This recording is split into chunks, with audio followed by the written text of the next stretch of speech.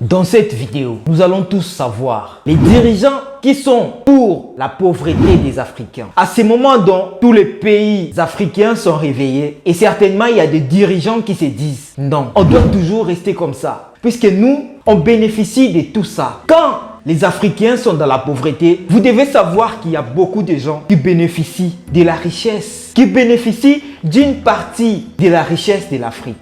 Les pays africains restent toujours comme ça, dans la pauvreté extrême. Il y a certainement des dirigeants qui sont là et qui se disent on va rester comme ça. La France va nous diriger. La France va manger nos intérêts. Les États-Unis vont manger nos intérêts. La CEDEAO, soi-disant chef d'État membre de la CEDEAO, détermine à rétablir l'ordre constitutionnel au Niger. Mais nous sommes déterminés à réinstaller le président Bazoum dans ses fonctions, président démocratiquement élu de la République du Niger.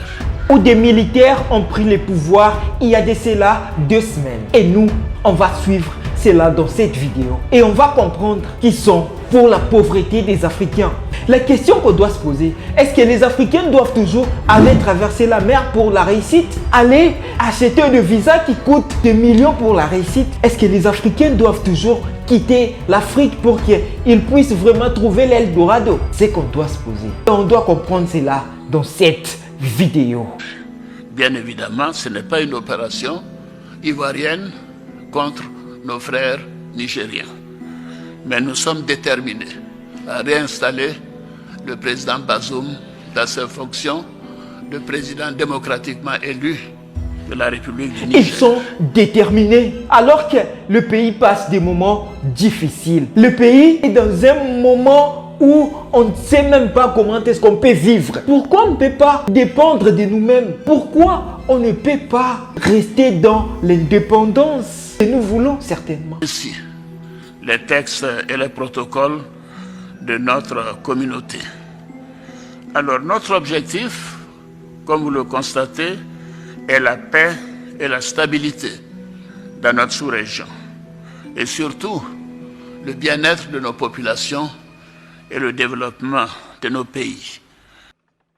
Oui, l'objectif est la paix et la stabilité dans la sous-région. Mais en fait, j'aimerais un peu que nous puissions comprendre d'abord qui sont derrière la CEDEAO. Qui dirige la CEDEAO? Le président ivoirien, je pense, président actuel de l'organisation, si je peux dire la communauté économique des États de l'Afrique de l'Ouest. C'est une communauté économique régionale en Afrique, une organisation gouvernementale. Cette structure est destinée à coordonner les actions des pays africains de l'Ouest. Mais quel est le rapport? Et surtout, le bien-être de nos populations et le développement de nos pays.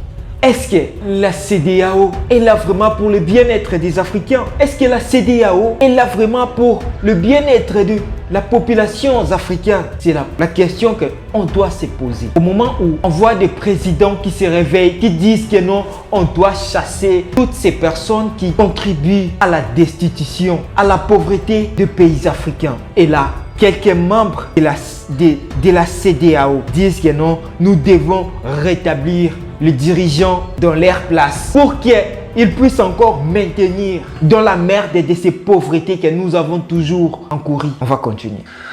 On peut constater qu'aucun des pays où il y a eu un push n'a amélioré sa situation économique ou sa situation sécuritaire. Donc les coups d'État ne sont pas la solution. Et nous tenons à le faire. Si on doit parler d'améliorer la situation économique de chaque pays, est-ce qu'on doit toujours dépendre de la France? Est-ce qu'on doit toujours dépendre de l'Europe? On doit toujours dépendre de l'Amérique? C'est la question qu'on doit se poser. Est-ce qu'on doit toujours dépendre? Est-ce que c'est important de dépendre à des pays pour que nous puissions être développés? Oui, certainement. Nous ne sommes pas pour les coups d'État en Afrique, mais nous sommes contre la pauvreté en Afrique. Nous sommes contre la colonisation en Afrique. Nous ne voulons plus être colonisés. Toujours des Français, des Américains, de tous ces pays qui nous colonisent, qui prennent nos richesses à 100% et pour nous donner des 1%, des 10%. Ce n'est pas ce que nous voulons. Nous voulons actuellement que nous puissions être des indépendants. On ne peut plus toujours demander la paix à la France. On ne peut plus toujours demander la paix à l'Italie. On ne peut plus toujours demander la paix en Amérique. Il est temps que nous puissions maintenant s'élever et dire que non, en étant peuple africain, nous voulons maintenant que nous-mêmes nous puissions prendre les destins en main. On n'est plus dans les temps où on doit parler au nom de l'Afrique. On doit parler nous-mêmes de l'Afrique. Ce n'est pas un certain Ouganda, un certain Amérique, un certain Asie qui doit venir parler de l'Afrique. Ce n'est pas un certain je ne sais pas quoi. Situation sécuritaire. Donc les coups d'État ne sont pas la solution. Et nous tenons à le faire savoir. C'est ce qui explique la gravité de cette situation et la volonté des chefs d'État que nous sommes à faire en sorte que cela cesse. Je vous remercie. Je pense que ce président a peur. Beaucoup de présidents africains ont commencé à avoir peur. Pourquoi? Parce qu'ils n'arrivent pas à diriger le pays. Et c'est normalement la population africaine, si je peux dire. C'est normalement ceux qui sont derrière et qui comprennent que non. Comme ils n'arrivent pas à représenter vraiment dignement le pays, on doit représenter le pays nous-mêmes. En passant par des coups d'État, en passant par des manifestations, en passant par la révolution, qu'on va changer l'Afrique. On va changer nos pays africains. Chaque dirigeant africain doit comprendre maintenant. Il est temps de se réveiller. Il est temps de se mettre en place, de dire que c'est lui qui ne se comporte pas dignement envers l'Afrique qu'il dégage. Si la Russie est contre la France, c'est parce qu'ils savent tout ce qui se passe en secret. Et même en public, je peux dire. Si nous voulons collaborer avec la Russie, c'est parce que nous savons qu'ils sont ouvertement clairs envers nous. C'est parce qu'ils veulent la paix dans le monde. Ce n'est pas que non, la France nous aime plus que nous-mêmes. Les États-Unis ne nous aiment pas plus que nous-mêmes. La Chine ne nous aime pas plus que nous-mêmes. Même la Russie ne nous aime pas plus que nous-mêmes. On doit savoir que l'Afrique, on doit les garder nous-mêmes en état africain.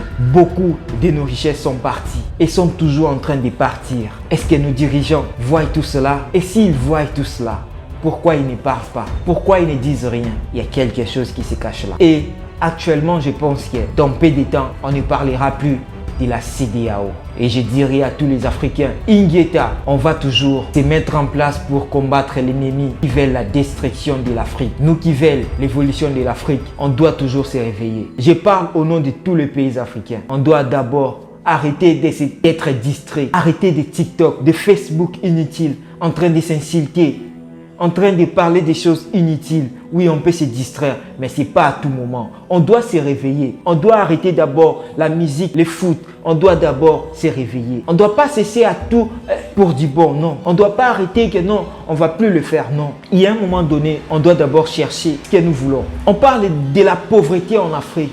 On parle de la mépris en Afrique. On parle de tous ces gens qui veulent traverser la mer pour rejoindre l'Europe, pour rejoindre l'Amérique. Pourquoi? Parce qu'il y a la pauvreté en Afrique. Et vous voulez que nous puissions toujours rester comme ça, nos dirigeants. Vous voulez toujours qu'il y ait beaucoup des Africains, des millions des Africains qui restent en mer, qui restent dans la mer. Vous voulez ça? Si nous voulons la liberté des peuples africains, on doit se réveiller. On doit se dire, chaque pays doit être libre de faire tout ce qu'il veut. On doit respecter nos lois, on doit respecter nos règles. Tous ces pays qui viennent ici en Afrique doivent respecter chaque pays africain. Je parle au nom des Africains. Et j'espère que ces vidéos feront le tour du monde. Et ils vont comprendre que nous, Africains, on commence maintenant à comprendre tout ce qui se passe. Toutes ces histoires vous avez données à nos vieilles pour qu'ils puissent nous raconter des histoires que nous ne connaissons même pas. Que nous ne voyons pas clair sur vos histoires que vous avez racontées. Nous avons compris maintenant ce qui s'est caché derrière. Au moment même où les gens acceptent d'aimer la couleur noire, acceptent d'aimer tout ce qui est noir, mais d'haïr l'humain qui a la peau noire, d'haïr tout celui qui a la peau noire ou métisse. Vous avez accepté tout ce qui est noir. Vous avez accepté tout ce qui a la couleur noire. Mais jusqu'à ce que vous détestez l'humain qui a la couleur noire. Jusqu'à ce que vous haïssez tout le peuple noir. Vous acceptez de prendre la richesse des peuples noirs, mais vous haïssez le peuple noir. Vous acceptez de prendre le bien des êtres noirs, mais vous acceptez d'humilier les humains qui ont la couleur de la peau noire. Ok. Mais nous, nos ancêtres ont dit, pratiquez l'amour envers tous ces personnes qui sont autour de vous. On va vous aimer, mais on va aussi mettre des lois et des règles que vous devez respecter. Merci pour tous ceux qui ont suivi cette vidéo.